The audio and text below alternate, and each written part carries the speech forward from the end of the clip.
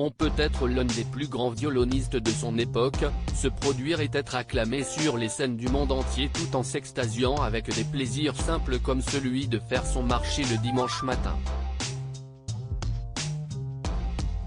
Et quand Renaud Capuçon est chez lui à Paris, c'est du côté du très chic 16e arrondissement qu'il va faire ses emplettes et plus précisément au marché de Passy. Le journal du dimanche a pu l'accompagner dans cette activité simple mais que le musicien d'excellence de 46 ans apprécie. Et au marché, le mari de Laurence Ferrari peut y passer beaucoup de temps. Je peux passer un quart d'heure à choisir des légumes ou un kilo d'oranges.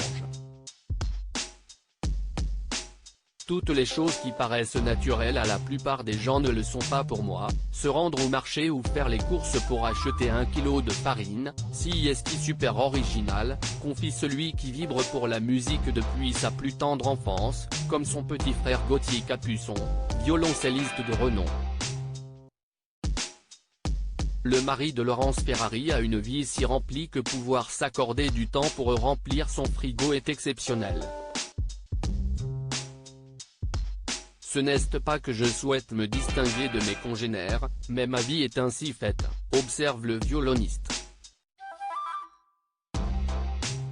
Une famille recomposée avec de grands enfants certains de ces dimanches, Renaud Capuçon arrive à les passer avec Laurence Ferrari, elle aussi très occupée en tant que journaliste pour Europe 1, CNU et Paris Match qu'elle a rejoint il y a quelques mois en tant que rédactrice en chef du service politique, et leur fils Elliot né il y a 12 ans. Il arrive aussi parfois que les deux grands-enfants de l'ex-épouse de Thomas Hugues se joignent à eux, Baptiste né en avril 1993 et Laetitia née en mai 1995, autour d'un gigot d'agneau, après un pâté en croûte. Malgré son jeune âge, Elliot comprend les absences répétées et parfois longues de son papa. Renaud Capuçon évoque son garçon déjà très mature pour le JDD. Ce que je trouve extraordinaire dans cette vie qui n'est jamais la même, c'est qu'elle donne à chaque instant un caractère exceptionnel.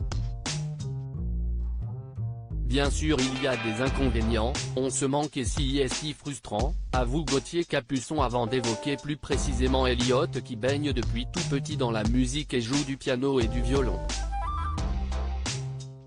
Mon fils a été habitué à me dire « Salut papa, tu reviens quand ? Dans 3 jours ? Alors, dans 3 jours. » Mais la balance penche toujours du côté du bonheur que l'on a tous à se retrouver, conclut le musicien. Une famille atypique mais avec son équilibre donc.